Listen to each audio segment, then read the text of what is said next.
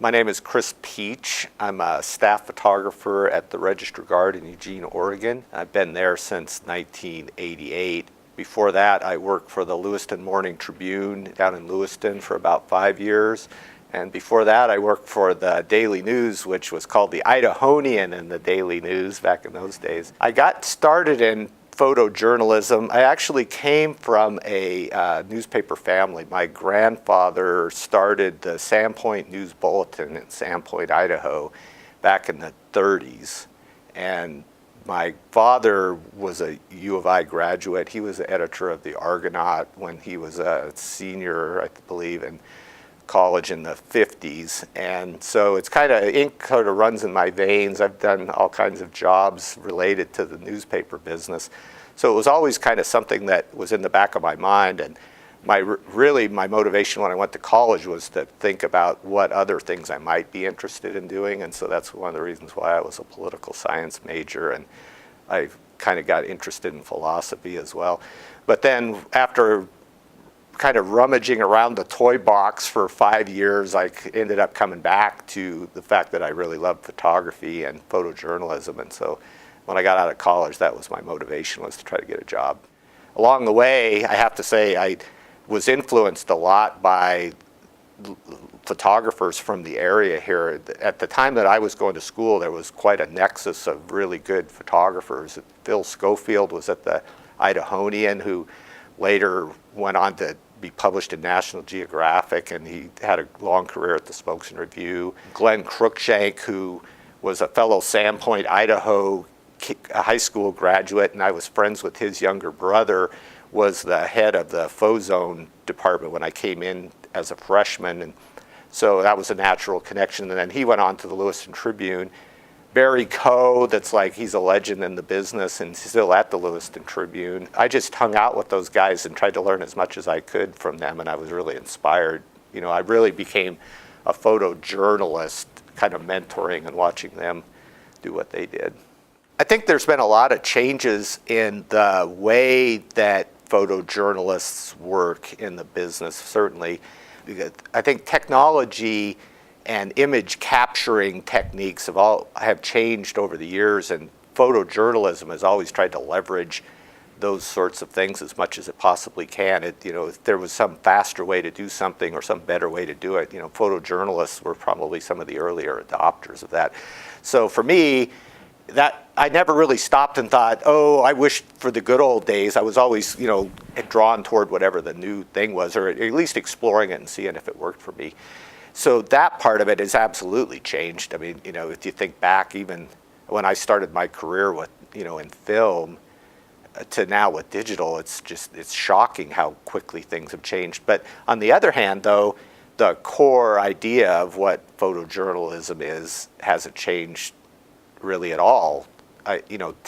Styles and maybe things that, topics that people might find to be more interesting than others certainly have. But the idea of going out and documenting the human condition and trying to come back with images that help people sort of see what you see, I think is still exists. And as far as photography as a thing, I think it's as popular as it's ever been in the public's mind. I liken it kind of like to when Eastman Kodak first came out with the little brownie, that photography is like everybody is somehow involved in it now in a way that I find pretty exciting, really. Everybody's a photographer. I kind of joke about it a little bit. It makes it harder to rise above the noise as a photojournalist sometimes, absolutely. But on the other hand, it's like I can't grab my camera gear out of the back of my car now without having somebody come up to me and want to talk about photography. The internet has had a large influence on things, and sometimes I'm kind of blown away by how many different things are spinning off, and you really have to kind of make choices in this day and age about, do I want to concentrate on one particular thing, or do I want to try to be more of a generalist? And in practical terms, what's happened is the cycle for newspapers has pretty much become 24/7. Back in the good old days, you could kind of brush the sweat off your brow a little bit until if you were working for an afternoon paper, it was the morning, and then you could relax a little bit, and then morning papers, it was the evening, and then you could relax a little in the morning. Now, you pretty much have to cover the cycle, but you're not tethered to a processing machine. You're not in the darkroom anymore, and so as the work has increased, the ease of fulfillment has been easier, and so they've kind of, I joke, I have all this extra time, but I find myself using it for other things now, and so I'm as busy as I ever was. But the flatness of the barriers to entry have become non-existent, really. And so now, and for me, I pretty much could go from photograph to publication like in the blink of an eye. It used to be go to a coffee shop and find Wi-Fi. Now I don't even need to do that. I can literally do it in my car or standing there at the venue. And so all of those things are definitely different.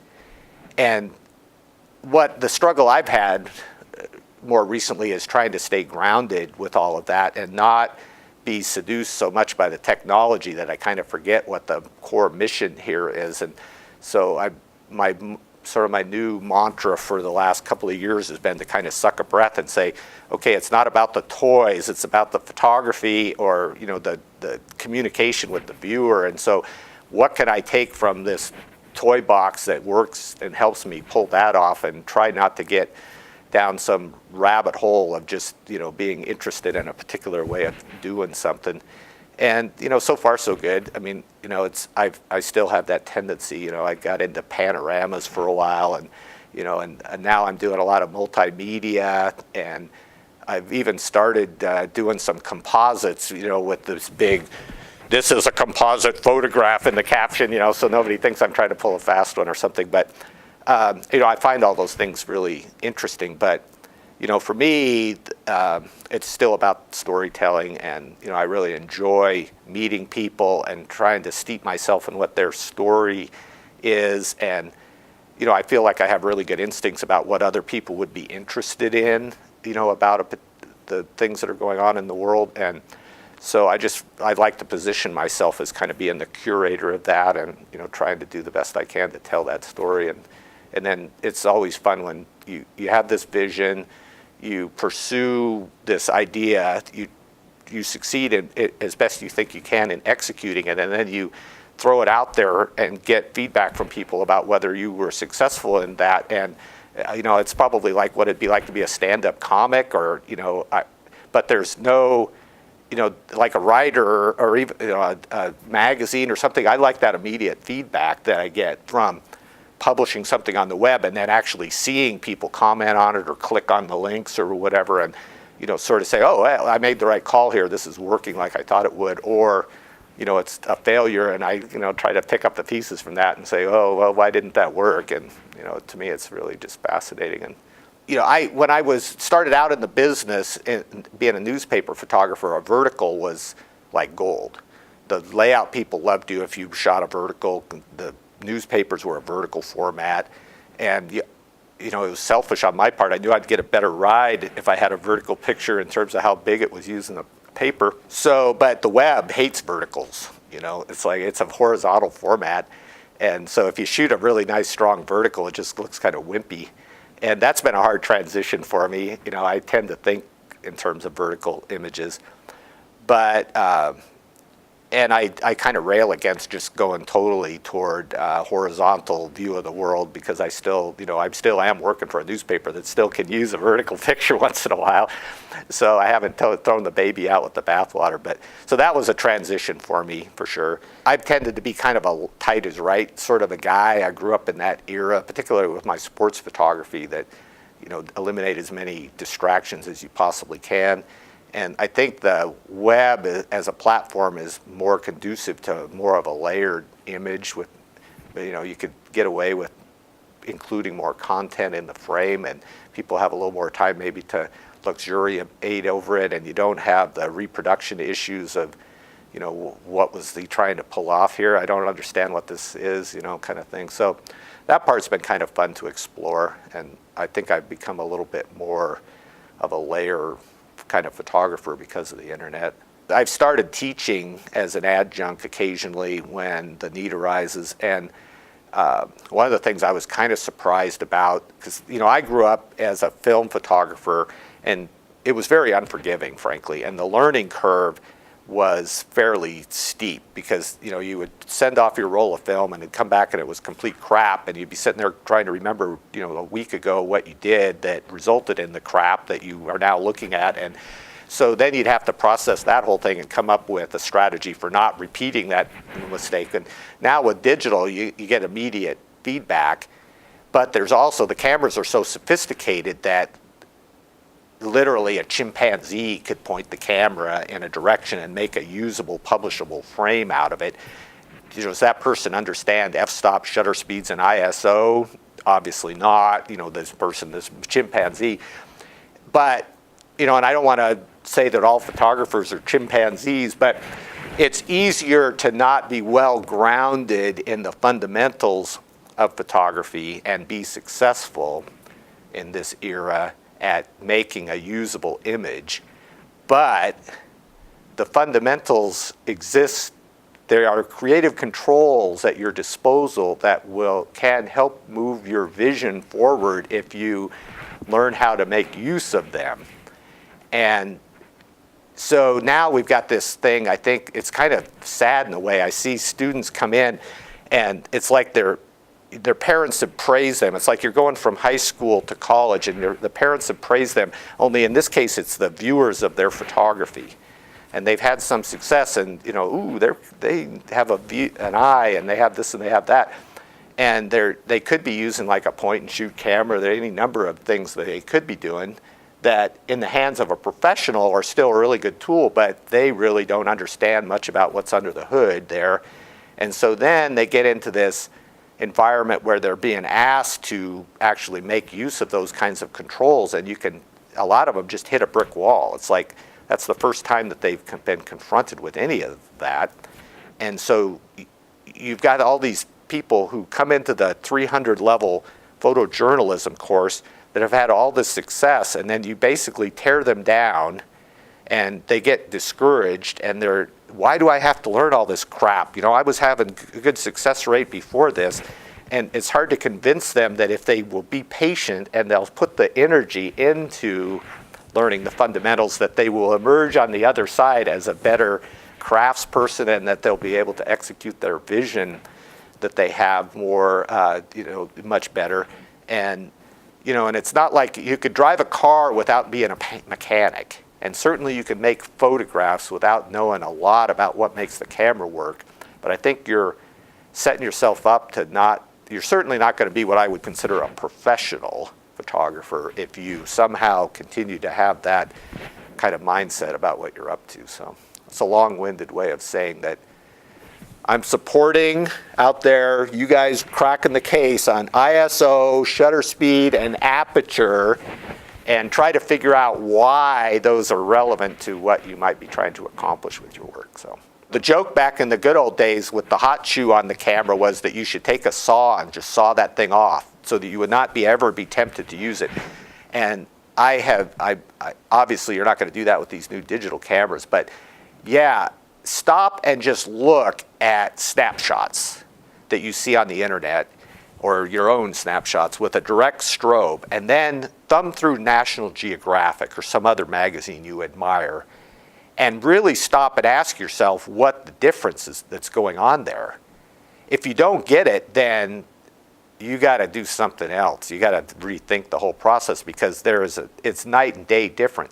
And so, if you even start thinking like that, you're probably on the road to starting to figure some of this stuff out. But yeah, if it's a pop-up strobe, tape it off or dig into the menus and, figure out how to disable it.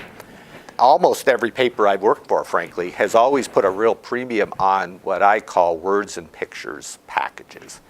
And it's like the holy grail, the brass ring or whatever, would be a story that captured the essence of what the story is, and the photo seems to be in lockstep with that as a package. And so you get this just combined double shot of espresso of, what this story is about. And so for me, what the photo side of that is peeling the onion down to something that conveys a part of the human condition or a shared experience, or it's a cleverly composed, nice lit image, anything you could do to kind of suck people in. But really what you're looking for is that moment at the core of it that speaks to you could put yourself in that situation perhaps and imagine what it would be like if you were in that environment, and begin to have empathy for the subject, or empathy maybe is too strong a word because you may loathe them, but you can begin to understand the world that led them to do what they're doing on some fashion, and perhaps break down that black and white view that you might have about a particular topic or whatever. That's the highest goal for me. And there's just so many things that come to play on that. You have to be really well versed in your equipment, of course, so that it becomes secondary to what you're trying to accomplish there. But then you also have to be a trained observer. You're really looking at what is happening in front of you and looking for those little tells, all in the background of your mind what you think the story is, but then ready to adapt if it goes off in a different direction. And so if you think about it, there's a crazy amount of alchemy that's happening all there in between and during the shutter clicks that never gets old for me. And I think people really appreciate it. Even non-photographers see the value of it after you're done in a way that I find really gratifying. And so, if everything's clicking, that's what the end result is that, I have this image that people look at and they immediately get it. And it becomes like a novel-esque length story, but it's all, crammed into this little frame that you made, so that's pretty fun when it works. This interview would not be complete if I didn't use a Star Wars metaphor. What's the thing with the Jedi is that they have enough of something in their blood that they can see the future like a nanosecond before. And as a photographer, long before Star Wars existed, I had that feeling that if I really was on my game and that I was paying attention to what was transpiring in front of me, that I would be a nanosecond ahead of the moment so that I would be in a position to capture it. And having been in that moment, it's a real phenomenon that time and time again, I benefited from that. And how do you go about doing that? I mean, it's just, there's so many things in play, but giving a shit is part of it. Paying attention to what is happening and not just coming in there with some preconceived notion, understanding human nature, but then also sizing the people that are before your lens up. I mean, there's just so many things in play, but really what it comes down to is you have to put your own ego aside and just start thinking, what is the absolute best thing that I can bring to bear to tell this story right now, given the circumstances that I have to work with here.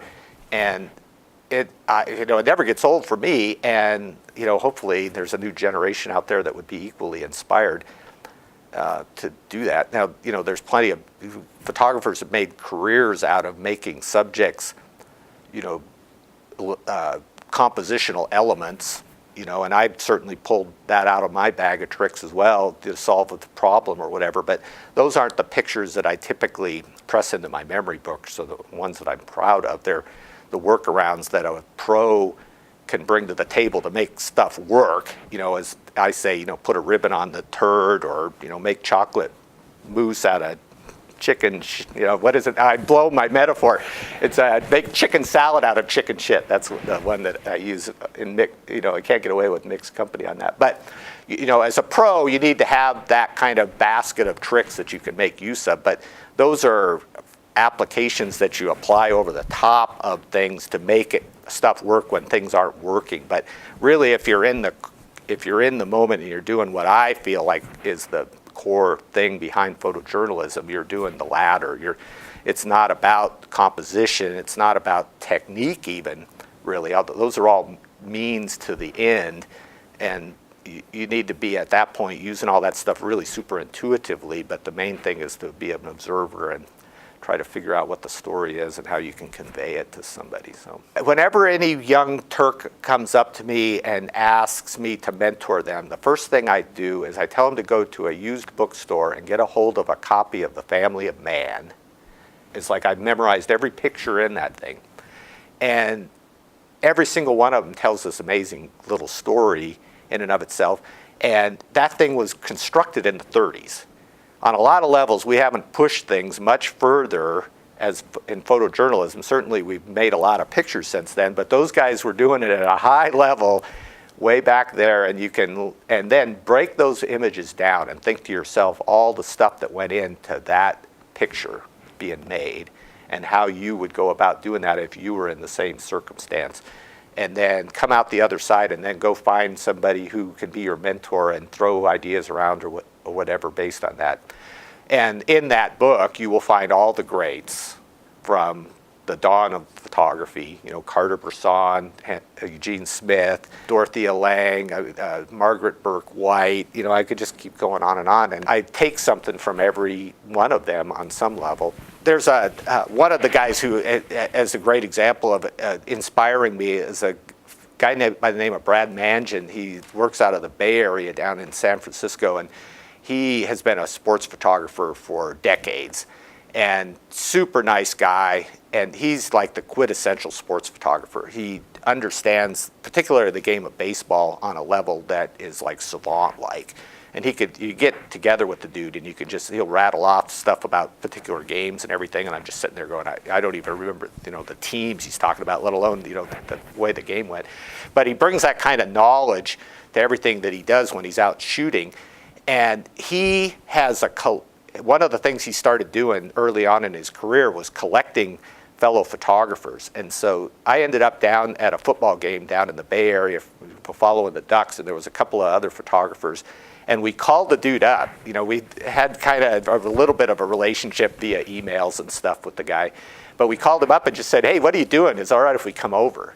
And so we went over to his place in Pleasanton, California, and he just, he's an icon in the business, and he just lives in like a little condo-ish community, and he's got like a little 2-story, very modest-looking house and everything. But you go in there, and he has got original signed prints of photographers going, particularly sports photographers, but he hasn't, and so he's got like Muhammad Ali standing over Sonny Liston, and it's, Neil Leifer's signature on the corner. It was like I was just standing there, in his room with a beer in my hand, just going, oh my God, this is like $1 million collection hanging on this guy's wall, and he, Brad has been making a living as a baseball photographer in a time when, sports photography has become really challenging, and he's continued to pull it all off. But then in the last couple of years, he started getting really fascinated by iPhone photography, and he started just making portraits of baseball players and he knows all these guys personally. And so he would bring what he kind of knew about them and then trying to apply this new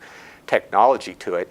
And it was so popular out there that he ended up publishing a book here a year ago of just his Instagram portraits, and it's super successful. And so I look at a guy like that who has made a name for himself in a particular genre, but he's just so tickled by photography in general and is really just loving what he does, and he comes up with a completely new way of doing business and just like pivots, and then is usually successful at doing that as well. And you can't help but just kind of go, this is a great world we live in on some levels, that somebody could do that. And, I never would have come up with what he has done. I'm a sports photographer, but, it's not my main focus.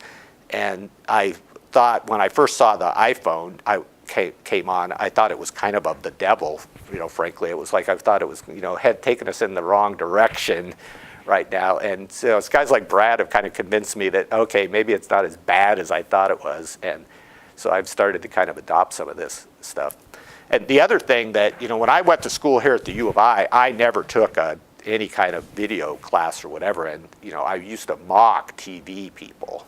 I was just an asshole out there, It's like, tell them just to stay the hell out of my way, and would laugh at what they were up to and stuff. And now I am one. The Register Guard's got, we do a lot of video, and the internet has its own language that is completely distinct from TV, but I have all of a sudden, done what Brad did, I think, reinvented myself as kind of a multimedia journalist, and I'm loving it.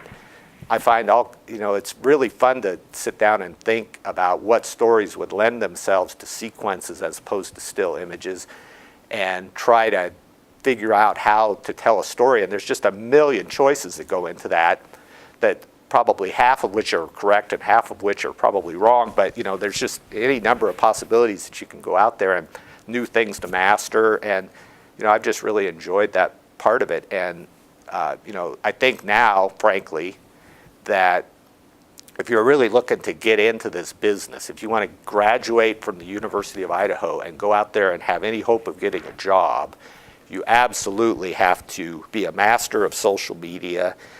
You have to be able to do video at a high level. We're not talking like 11-year-old YouTuber stuff. You have to know what you're doing. And audio has to be good, that's the hardest part for me, is figuring out how to succeed in audio and involving situations. I think you have to be a really good still photographer, at least have the fundamentals of portraiture and environmental portraiture under your in your bag of tricks. And the other thing I would add, and I only came up with this a couple of years ago, is I think you need to be able to build things. I think you need to go take some computer classes or be really literate in the coding of things on a computer, so that you can, at the very least, talk to the geeks who are doing it. What I see happening in the industry is that photographers are carving out reputations by concentrating on a particular thing or a particular kind of reporting or whatever. And I think you absolutely have to figure out a way to rise above the noise now in having your own vision or your own look or your own marketing strategy or whatever, so that because there's a ton of photographers out there that somebody could call and just say, hey, I need an environmental portrait and I need it now, and I got $50 in my budget for it or something, right? And there's everybody can do that probably, right? So then the question is can you be the photographer who gets called up for the $1,500 or $2,000 day rate to do stuff? Is somebody value what you're bringing to the table enough to pay you that kind of money? And that's where you're going to want to be if you're going to make a career out of this. So that's super key to me. But sports photography is a really great example. It's kind of, I think, the same thing that happened to bird photography, if you follow any of that. It's like so many people will go out and sit in a duck line for 4 days and shoot bird pictures, and they will wee down their leg to get published, even if it's like just little, or they'll enter in photo contests, and nobody in that industry needs to pay any real money for a bird picture anymore as a consequence. There's galleries and galleries of stunningly beautiful pictures shot by dentists on their vacations and stuff that can afford the camera gear and have that interest or whatever. And so, bird photography may not be completely dead, but it's probably pretty close. And sports photography, I'm afraid, has kind of fallen into that category too. There's a lot of people out there. The Oregon Ducks are a really great example. I've been following them since 1988. And back in the good old days, in the film days and stuff, there might be a half a dozen photographers there. And all of them were working for a publication of some sort, a newspaper or magazine or something like that. And sidelines were pretty easy to navigate, and if you made a picture of a particular play, it was very easy that you might be the only guy that had that, or there might be one other version of it or something like that. And so there was some value there beyond the fact that it was just a picture from the Oregon Ducks, if it was a big play or whatever. And so now, fast forward to what it's like now, and there's dozens and dozens of photographers there that are working, in a lot of cases, on speculation alone, that and the variety, most of them want to be there. They're kind of sports nuts or whatever, and they, are decent enough button pushers, that they can have some degree of success. And they're not getting paid a dime to do it in the hopes that someone will buy their picture. But meanwhile, they're alongside of 3 or 4 other guys that are doing the exact same thing. And so Marcus Mariota flies into the end zone, and there's 6 versions of that.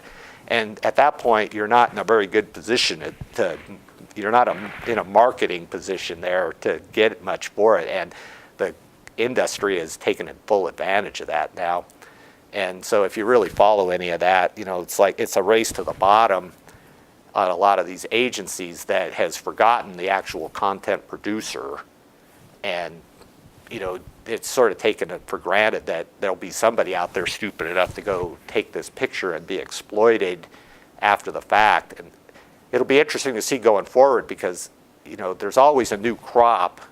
You got the old group comes in, they realize they're losing their ass and their wife or husband wants to divorce them because they're spending their weekends making no money doing this, 10-hour day. And so they say, oh, screw it, I'm going to go do something else. And then a new group comes up that thinks that there's, this is going to work. And so at some point, I don't know if the cycle's going to, complete itself at some point and we'll be back to the day where, professionalism and it's less of a commodity-driven sort of a thing. But I think sports photography has kind of moved into that. There's a few rare guys that were able to brand themselves early on, like the Brad Mansions of the world, that I think could probably still pull it off. But even he's probably struggling. One of the reasons why he's probably went into Instagram was a sense that he needed to diversify himself a little bit. And so, when I do my class at the U of O, and one of the things I like to do is ask people, I go around the room and say, what are your goals? What are you trying to do by taking this class? And there's always somebody in the group that says, I want to be a National Geographic photographer and travel the world making photographs. And then there's somebody else that says they want to be a Sports Illustrated photographer. And the first time it happened, I just like went rigid because I was just thinking, I don't want to be a dream killer here, but they have no freaking clue what they're up against. And so since then, I've started to kind of think to myself, okay, don't be a dream killer here, kind of think about it. But you really have to be realistic and look at what the market there really has evolved to. Not the market of the SI swimsuit edition in the good old days of, Sports Illustrated where they had, a big long bench full of staff photographers and stuff. Look at what it's evolved to now, and I think you'll realize that it's not what you think it is. Now, if you really want to be an awesome sports photographer, by all means, go out and do it. But you're not going to make your reputation going and shooting the games. Where you're going to want to put your emphasis on is doing awesome portraiture and figuring out all the skill sets you need to deal with these high maintenance, professional people that have evolved, and Walter Yost is a great example. You go and look at that guy's work, and really action photography was very early in his career, and what he's famous for now is his awesome portraits of all these icons of sports history. And I think you have to ask yourself why you want to be a photographer and why you want to be a photojournalist. Because if you don't want to find out what makes people tick, then you're doing it for the wrong reasons. I mean, I grew up with that. I was a storyteller and I was a student of human beings before I was a photographer. And I jokingly for years, I called myself a modern day anthropologist, with a camera basically, that I'm going out there and just saying, okay, what is it like to be us in this day and age right now, and how can I make a picture that conveys that? And so if that's not your motivation, then what is your motivation? The point is, you're not shooting it with like a long telephoto, that you have to get in those people's bubble in order to make that photograph. And I want it to be framed from ear to the edge of the frame. You have to think about the light, so I don't want some big shadow of a telephone pole across their face, and I don't want them to be, don't do it at high noon so they look like Cro-Magnon Man. And ask them their name and spell it right. And give all that information back as your assignment. And I can tell you right now, if I had a class of 30 kids that submitted their work from that first assignment, I can tell the ones who are going to be A students in my class and the ones that are going to struggle from that very first assignment. And it has to do with exactly what you were describing. It's like they don't really want to go talk to people. The thought of just walking up to some random dude and saying, can I make your photograph, puts them into apoplexy. They can't do it. And so you're just thinking, well, how are you going to function as a photographer out there if you can't get over that barrier? And all the stuff that is in play, it's like that interpersonal relationship that you have to establish. You have to stiffen your spine to go approach somebody that you want to make the photograph of. You have to go through this quick little spiel about what the hell you're doing, and they're sitting there thinking, is this guy trying to sell me something, or what's going on here? And then you have to, you've overcome all of that, and you've got them to agree, and then you have to think, okay, what am I actually going to do with this situation given the circumstances that I'm in here with the light where they're at? Do I ask them to move? Do I rotate the situation? And then you have to get into their bubble after that, and it undoes people by then. There's just so many things going on there that they, at every point, the answer could be no. Why the hell am I doing this? And you bail out, right? And then you have to do it 20 times. And so yeah, I think it's an awesome exercise, and it gets to the very core of what it is we do. How hard is it really when it's all said and done? It's more motivation and having all those tricks that I'm talking about up your sleeve, and wanting to do it, recognizing the value of it. And so go out there and get, to start with, forget about all the stuff I just said about capturing moments and everything. Go out there and just make really nice portraits of a bunch of people. And, as a one little aside, which I'm sure you'll want to cut out later, but Kenton Bird I'm staying with Kenton Bird this week. For a couple days, and he lives right across the street from Liz Sullivan, who I actually knew kind of vaguely when I was here, because my wife's was friends with her sons when she was going to school. Well, it turns out that by just bizarre coincidence, Liz Sullivan grew up in a house that's like 4 doors down from the house that my wife and I bought in Cresswell, Oregon, of all places. So here I am, I'm staying with Kenton, she's across the street, and we have shared stories about Cresswell, Oregon. So we had all these connections. And just yesterday, I found out that she is a descendant of the official mother of Oregon.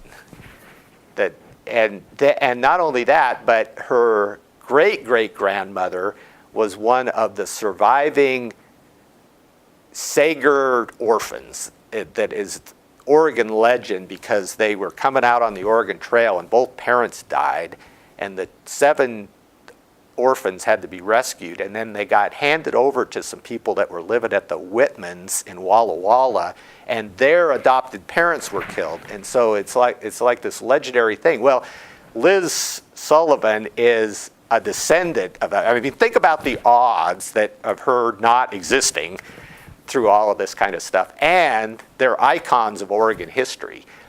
And she had pictures of these people on her wall, and she said, sometimes when I get down, I look at these women and I'm inspired. I get kind of choked up, saying it. It's a wonderful little story that was right under my freaking nose. And so we're having dinner last night, and I just said, Liz, I need to make a portrait of you with your portraits on the wall. It's like it needed to be done. Forget Christ Pietsch photographer, all of that kind of stuff. This woman deserved to have a portrait made with all these other matriarchs in her life. So you, as a photographer, that really takes it down to what we do. It's not about Christ Pietsch. It's about this awesome story that other people should know about. And I'm in a pivot position to make that picture and share it with other people. And it's Liz Sullivan's story, though. It's not Christ Pietsch's story. So, here I hope I'm revealing to people that are watching this is that you literally do have to care about these topics. If you're in it to bring your own little matrix of, you and apply it to the world and then have people admire you for it later because of what a genius you are at, all of this, you're in it for the wrong reasons, probably. You may be able to, some of you may be able to be successful, but really what you're out there doing is at your best is that you are not the issue whatsoever, and your work is just a vehicle to tell these stories to people. And then if you can do it in a way that kind of puts your signature on it in some way, that's when you become the marketeer, and maybe you're a little bit entrepreneurial in that respect that might make it possible for you to do this for a living. But at the core, you can't get the cart before the horse. You have to be doing it for the right reasons on the front end, and then learning your technique along the way, is absolutely valuable. I was working at the Register Guard when the Thurston High School shootings occurred. Kip Kinkle killed his parents and then went to the school and shot 2 students dead, and 22 or so were wounded, I think. And I still have a little PSD about that. I was getting interviewed about it by Oregon Public Broadcasting, and I actually started kind of welling up again. And it sort of surprised me a little bit that it still resonated as much as it did for me. And so, it's a cautionary tale, I guess. You get so steeped in what you're doing, and there is human tragedy unfolding before you. You do need to spend a little bit of time figuring out how you're going to deal with that, for your own personal reasons. And for me, I can't just insulate myself from it. If I'm going to, my shared compassion as a human being or whatever doesn't allow me to do that, but it does come at some cost. And so then you got to kind of figure, okay, how much am I going to take this on myself? And I don't have a really great answer for people. They have to kind of figure it out themselves, but be aware that it could potentially happen. Particularly like in Thurston, I'm the town photographer on many levels, right? And so the first day, I got there at the scene, moments after it happened, and it was as if, I didn't even know how to describe it. It was as if a loose riot was happening. People were running from the building, people running toward the building. I couldn't figure out what was even happening, to get my mind around it. But then they just started yarding people out of the front of the school. It was ambulance after ambulance, and I was just going, oh my God, this is the real deal. And so, that part of it. But the first day, people were sharing information. It's like parents were arriving at the scene and going, concerned for their child and wanting to know what I knew. It's like, I got cameras, maybe I know something, And so there was this kind of shared experience thing that was happening. Day 2, satellite trucks lining the street in front of the school, tons of people, journalists. CNN's got a live thing going, all day. And then you saw the whole thing shift to people getting, insulating. It's like there was, this, herd mentality of, it's us against them kind of thing. And so then what it became for me is to communicate somehow to people that I wasn't them on some level. It's like it's impossible, frankly, but that I was bringing an aesthetic to this that was not exploitive. I really wanted to find out what the story was. And so, we obviously had the cachet of, being the hometown newspaper and everything to kind of leverage that a little bit. But it was really super difficult to navigate. I'll just flat out tell you. There was many times that I felt, on one hand, like I was, being exploitive, and on the other hand, that I was being misunderstood. And all the while thinking, this isn't about me. People died in this situation. But there's a story to be told here, kind of thing. And it was probably one of the most trying moments of my career, particularly the horrificness of it and the time it took for it all to play out. It definitely was the biggest thing that's happened to me as a photojournalist. But the one thing I came away from all of that was that I did come successfully out the other end. I established relationships with some of the subjects, and I felt like I was honestly telling their story and that they were cooperative in doing that because they trusted me. Other people at the Guard, it wasn't just me, of course. And so that became kind of a reinforcing thing, and as horrific as it all was, I kind of came away stronger with more of a sense that there's a point to all this if you do it right, and that people would benefit from on all sides, that there was a reason for us to do it, not just to come in and, tell this world that, has got a 15-minute, attention span that, yeah, some people got killed in Thurston, but that somehow we would come out of the other end with some better understanding about how to deal with this kind of stuff, and if there was things to be done on the front end to prevent it, all of those things that come to mind that would be substantive. It's a ticket, both for good. I mean, you get access to stuff that the public doesn't get access to, but then you're in situations that you would never be in if it wasn't for this goal of, telling the story. And sometimes that's not a pleasant experience. It's not like, you're at the tailgater or something. You're dealing with human tragedy, and and you've never met these people before, and so you're like, why am I here doing this? Kind of, ask yourself those kinds of questions. But for me, what I kind of come away with is that there is a point to it all, that the public, it's not even the public's right to know in the sense that it's the public's right to be empathetic on some level, that we're all better if we kind of get together on this kind of stuff and share our feelings about it, rather than that we all go off and shut the door and turn the faucets on loud and cry or something. It's like I think we're better off if we can.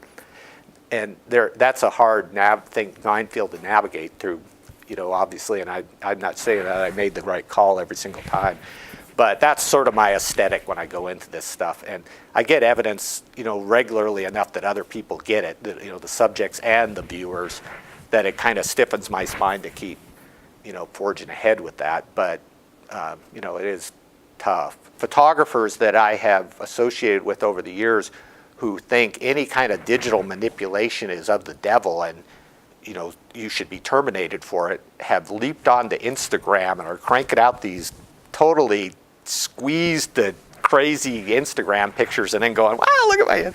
And my first reaction is that because a filter's doing it instead of you doing it, is there some difference here?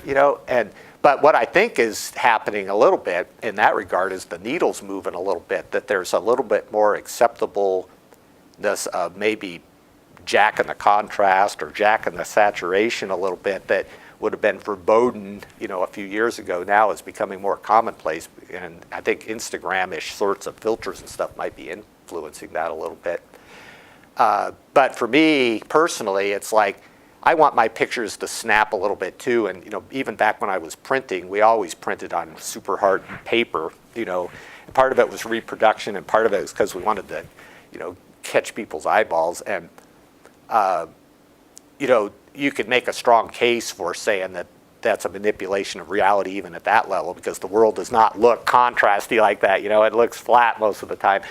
But we never stopped and said, oh, this is a slippery slope or something. We just kind of did it. But then, with digital, it's become so easy to do it. And I think the other thing, the untold story, is that because we're not all back at the newsroom anymore, like in the good old days where we sat around the wing lynch and drank a cup of coffee and waited for the film to come out and then went and printed and came out and a photo editor looked at our prints or whatever. Now you just sit there at your computer in a coffee shop someplace, and it's between you and your God what you did to this image. And the only way you're going to get called on it is if another photographer was there, or maybe some member of the public kind of goes, hey, what's going on with that? But I want to say a cautionary tale to all you out there, that it can be career ending in a way that did not exist 20 years ago. You could do something maybe a little shady back in the print days, and then you just kind of tear that print up, but now, you put it out on the internet, it's there forever, and there's millions of eyeballs looking at this stuff now at a level that I find amazing sometimes. And all the big scandals that have happened have all been some viewer looking at something and going, there's something wrong with this picture. And so then you ask yourself, well, who cares? You clone out some feed or you do something like that, and does it really matter? And ask the guy who's in the unemployment line whether it mattered or not, first off. So do you really are you so strongly in favor of digital manipulation you're willing to lose your job over it? You can just be that Machiavellian about it. But then the whole question about credibility, of what we do. And you're sitting there putting all this energy into trying to tell the truth of this situation, and then you get back at your laptop and you go, oh, I don't like that element over in the corner, I'm going to clone it out. It's like, okay, what are you trying to do at this point? And for me, there is, I don't come down on the side of capital T truths or something, anything like that. I'm not like a philosopher, that hardcore. But I think you're signing a contract, a sort of a verbal contract that you are representing reality as close to what it really is like as you possibly can. And for me, cloning things in and out of pictures is definitely not portraying reality. And even extreme lens choices and stuff, I think you probably want to say something in the captions if it's really noticeable, because the public has gotten so sophisticated now that they feel like they're being manipulated. So you almost have to be ahead of the game a little bit and tell them why this picture looks different than maybe they were expecting to see it. So yeah, I think you're seeing a backlash. Obviously there's been some really high profile firings and whatnot that have occurred that have sort of drawn a line that it was probably a lot harder line than it was 20 years ago. But the public has become much more aware, I think, they're starting to recognize that there are news organizations that they can put their faith in, that the information that's coming to them is going to be as close to being accurate as it possibly can be, and that there are other organizations out there that might be interesting clicks for them or whatever, but they're looking at it, they know that they're probably being had. Now, at some point, are they clicking more at the getting had, and that's going to win the day? I don't know, but I think the organizations, news gathering organizations, I think absolutely have to position themselves as trying to portray reality as truthfully as it possibly can, given the circumstances, and hopefully in the near future, I think that's going to become a niche where right now there's a lot of gray and how important is it, kind of thing. And Instagram, the fad of it and everything, I've played around with it. I don't really think like Instagram, like some of the people that I admire that are doing it. I've become a really big tweeter, and I do a lot of Facebook, and tweeting has become my scanner kind of the old days, because I have all the other news organizations in the immediate area on my feed, and I can't tell you how many times in the last year or more that I have reacted and gone out and made a photo based on something that I picked up by perusing social media. The picture I am most famous for, probably, and I joke that I should probably have it chiseled into my tombstone when the time comes, is I was on vacation with my family up at Odell Lake in Oregon, in the Oregon Cascades, and there were these gray jays were flying into the eaves of the second-story building that we were at, and I had a really terrible cough that day, and so I was banished from the room that my wife and I were staying in, and I was laying on the couch hacking my lungs out, and these birds were, in the first of the morning, were flying in and out, and I could see that they were following kind of a nice, predictable trajectory. And I had just gotten these new TTL strobes with an infrared remote that I had not even had a chance to do much with. And I thought, because they were backlit as they came in, I said, oh, well, this would be a perfect opportunity to see how good these strobes are. So I sat there on the deck, freezing to death, and positioning these strobes in different positions, and I captured this picture of a gray jay coming in and kind of, I think he was probably reacting to my being there. He kind of froze in midair with his wings, and you could see the lake in the background and snow on the, and it went viral, I guess, and it's probably the single biggest reprinted, requested image in Register Guard history. There's so many people got it and purchased it, and they made it into the Christmas card for the paper that year and a bunch of other things like that. And so it was that picture. It was interesting for me because I was, for me, I was just trying to put together an interesting graphical image, and I was literally playing with my strobes when I did the thing. And I was bringing principles of, composition to the thing and everything. And so that was, and I knew it was a nice picture when I shot it. It had that kind of resonance to it. But then I was starting getting notes from people, like for some people it was spiritual. It's like they thought of the bird kind of like it was an angel hovering in the air. And then there were other people who were ornithologists that just dug being able to see the feathers. And then there were art people that just reacted to the composition of it and the stunningness of it and everything. And it was like having a child that goes on and gets a Nobel Peace Prize or something, because I could take some credit for it, but really the picture just went out and took on a life of its own and was getting shared on social media and stuff, and it was like people were only vaguely aware of who the photographer even was. It was the picture had become the thing, right? And so that was kind of interesting. But years later, I was out on there was this spot in the river where a bunch of people had been hurt, or I think there might have even been somebody killed because there was this really nasty snag in the bend of the river, and recreational enthusiasts would come around the corner and they get caught up on that snag. And so the county was trying to figure out what to do with it. It was a big story.